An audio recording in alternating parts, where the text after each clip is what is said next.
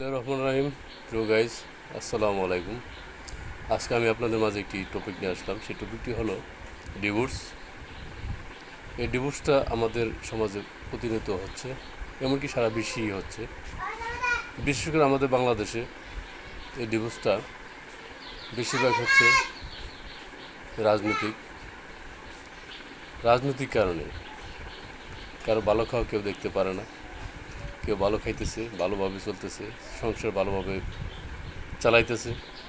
হয়তো স্বামীর সাথে তার শত্রুতা আছে, এই জন্য বিশেষ করে স্বামীর সাথে শত্রুতার কারণে এই জিনিসগুলো হয়। কিন্তু স্বামী যে খারাপ তা না, স্বামী কিন্তু ভালো।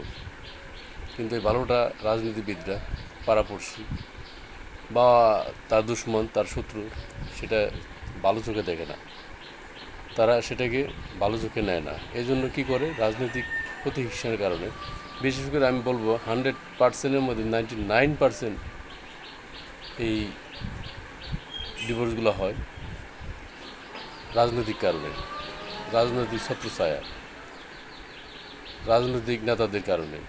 রাজনৈতিক নেতারা এখানে ইনভলভ থাকে, রাজনৈতিক নেতারা এখানে ভূমিকা পালন করে, রাজনৈতিক নেতাদের অনেক স্বার্থ এখানে হাসিল হয়, রাজনৈতিক নেতাদের এখানে অনেক উপকার হয়।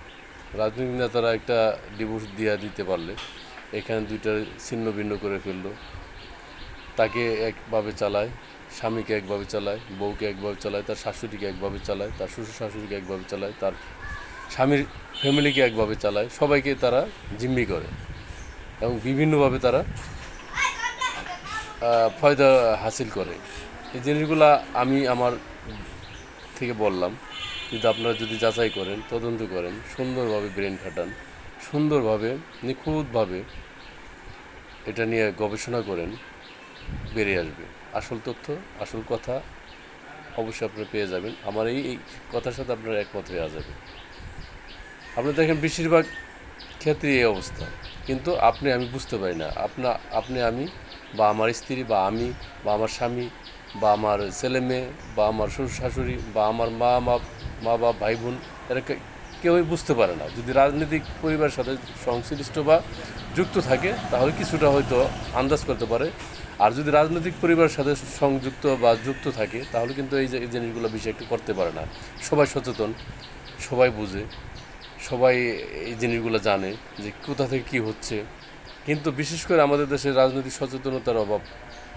যারা রাজনৈতিক সচেতন আছেন তারাই কিন্তু রাজনীতি নিয়ে ধান্দা করে, ব্যবসা করে, কোটি কোটি টাকার মালিক হয়। খারাপ চক্রগুলি এইসব ব্যবসার সাথে, এইগুলোর সাথে জড়িত। আর ভালো মানুষের মধ্যেও যারা আছেন এইগুলো বুঝেন, কিন্তু তারা কিন্তু মানুষের ক্ষতি করতে চায় না, তারা মানুষের উপকার করতে চায়। বরঞ্চ তাদের কথাগুলো মানুষ বুঝতে চায় না, ভালো মানুষের কথাগুলো বুঝতে চায় না, তাদের কথাগুলো মানুষ সমাজে নিতে চায় না, দেশে নিতে চায় না, পাড়াপড়শি নিতে চায় না। তারা মনে করে যে এই লোকটা অবশ্যই ব্রেনটে কোনো সমস্যা আছে। আসলে কিন্তু ব্রেনটি সমস্যা নেই। আসলে যে সেই কথাগুলো বলছে নিতান্তই চিরন্তন সত্য, বাস্তব। এই বাস্তব কথাগুলোকে, আপনার এই সত্য কথাগুলোকেই এরা উল্টাভাবে উপস্থাপন করবে। এইখানেও ইন্ধন সব রাজনীতিবিদরা এমন কিছু পারে না, এমন কিছু করে না, এমন কিছু তাদের আয়ত্তের মধ্যে নাই যে আপনাকে দিয়ে, তার শ্বশুর শাশুড়ি দিয়ে, বউ দিয়ে, স্ত্রী দিয়ে, ছেলে মেয়ে দিয়ে, পাড়াপড়শি দিয়ে, আত্মীয় স্বজন দিয়ে লাগাই দিবে না। যদি লাগাই দিতে পারে আর লাগানোর তালি থাকে, তাদের ব্যবসায়ী এটা, তাদের এই ব্যবসা নিয়ে তারা পুঁজি করি, তারা কোটি কোটি টাকার মালিক হইতেছে, তারা রাজত্ব কায়েম করতেছে, তারা ধনী হইতেছে, তারা দেশে রাজত্ব করতেছে, তারা সমাজে রাজত্ব করতেছে, তারা সমাজে কর্তৃত্ববান হচ্ছে, তারা সমাজকে নিয়ন্ত্রণ করছে। কিন্তু সাধারণ পাবলিক, সাধারণ মানুষ, সাধারণ অজ্ঞানী, সাধারণ অশিক্ষিত লোক, মূর্খ লোক বা যারা অজ্ঞানী, তারা বুঝতে পারে না। আর বুঝলেও, যদিও কেউ বুঝে, তাহলে উপায় থাকে না, কারণ সে একা কিছুই করতে পারে না, তার কিছু করণীয় থাকে না, কারণ সে একা, তার কথা কেউ নিচ্ছে না, তাকে সবাই পাগল বানিয়ে ছাড়বে।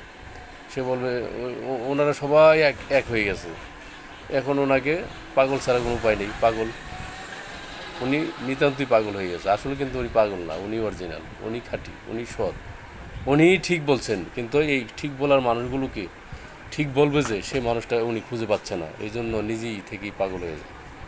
কাজে আমি বলবো ডিভোর্সের 1 নম্বর কারণ রাজনৈতিক, 2 নম্বর কারণ তার মা বাপ, আর মা বাপকে প্রলোভন দেখায় রাজনীতিবিদরাই, আর এখানে ইন্ধন দেয় রাজনীতিবিদরাই।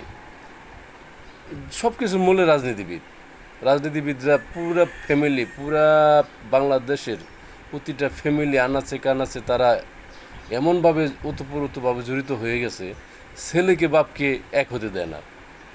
বাপ ছেলে যে একত্রে একটা কথা শেয়ার করবে, বাপের কথা ছেলে নেয় না। হ্যাঁ, বাপের কথা ছেলে নেয় না, কারণ বাপ দক্ষ, জ্ঞানী, সব জায়গায় ওঠা বসা করে চলাফেরা করে, কিন্তু বাপের কথা সে নিতেছে না। বাপকে তারা অজ্ঞানী ভাবে, বাপ পাগল, মেন্টাল। আসলে কিন্তু বাপ যেটা বলতেছে, বাপের কথা যদি সে শুনতো তাহলে কিন্তু তার ভালো হতো। কিন্তু অদূর ভবিষ্যতে সেও একটা বিপদে পড়বে, এই ছেলেও বিপদে পড়বে, এই ছেলেরও বিপদে ফালাইবে, এই ছেলেও বিয়ে শাদী করতে গেলে বিপদে পড়বে, পড়াশোনায় বিপদে পড়বে, হাঁটতে গেলে বিপদে পড়বে, খাইতে গেলে বিপদে পড়বে, রাস্তাঘাটে বিপদে পড়বে, বন্ধুবান্ধব পাল্লা বিপদে পড়বেই, কিন্তু তার জ্ঞান ফুটে নাই, তার জ্ঞানের ওই নারীটা এখনও ক্লিয়ার হয় না। যখন মানে বিপদে পড়তে যখন বুড়া হয়ে যাবে তখন বুঝতে পারবে, তখন বুঝতে পারলে তো আর লাভ হবে না। কিন্তু বাপে কিন্তু এগুলি দাপ পাড়ি দিয়েই এই বাপ হয়েছে, দাদা হয়েছে, তাই না? তা আমাদেরকে এগুলি বুঝতে হবে। এই ছেলে পেলে বর্তমানে যে ভাবে বাংলাদেশের রাজনীতি, এই রাজনীতি ধ্বংসের রাজনীতি, এই রাজনীতি মানুষকে ধ্বংস করে ফেলছে, সমাজকে ধ্বংস করে ফেলছে, দেশকে ধ্বংস করে ফেলছে, পরিবারকে ধ্বংস করে ফেলছে, এবং মা বাপ ভাই বোন, হ্যাঁ, ছেলে মেয়ে, আত্মীয় স্বজন, পাড়াপতি সকলকে দ্বিখণ্ডিত করে ফেলছে, এবং ফেতনা ফেসাদ এরকমভাবে ছড়াই ছিটাই পড়ছে যা কল্পনা করার যায় না। এটি কল্পনাতেও আসা যাবে না, এবং বলাতেও আপনি বুঝতে পারবেন না, আর আমি যদি আপনাকে বলি তাও বুঝতে পারবেন না। এই জন্য আমাদেরকে সচেতন হতে হবে, আমার কথাগুলি অনুধাবন করতে হবে, আমার কথাগুলো সবার সাথে মিলাবেন, আমার কথাগুলো সুন্দর করে বোঝার চেষ্টা করবেন, তাহলে আমি আশা করি আমি কিছু হলেও আপনাদেরকে দিতে পারছি এবং আমি উপকার করতে পারছি। আমি যদি আমার কথাগুলো কেউ শুনেন বা মেনে চলেন বা চেষ্টা করেন, তাহলে আমি আশা করব আমার কথাগুলো বলার সার্থকতা। আমি প্রকৃতপক্ষে আপনাদের সকলের মঙ্গল কামনার্থী এই কথাগুলো বললাম। সকলকে শুভকামনা এবং সকলকে সালাম। আসসালামু আলাইকুম রহমতুল্লাহ। পরবর্তীতে আসবো আবার আরেক টপিক নিয়ে, তখন আপনারা আমাদের সাথে থাকবেন। ধন্যবাদ। আমার সাবস্ক্রাইব করবেন, হ্যাঁ, বেশি শেয়ার করবেন। ধন্যবাদ।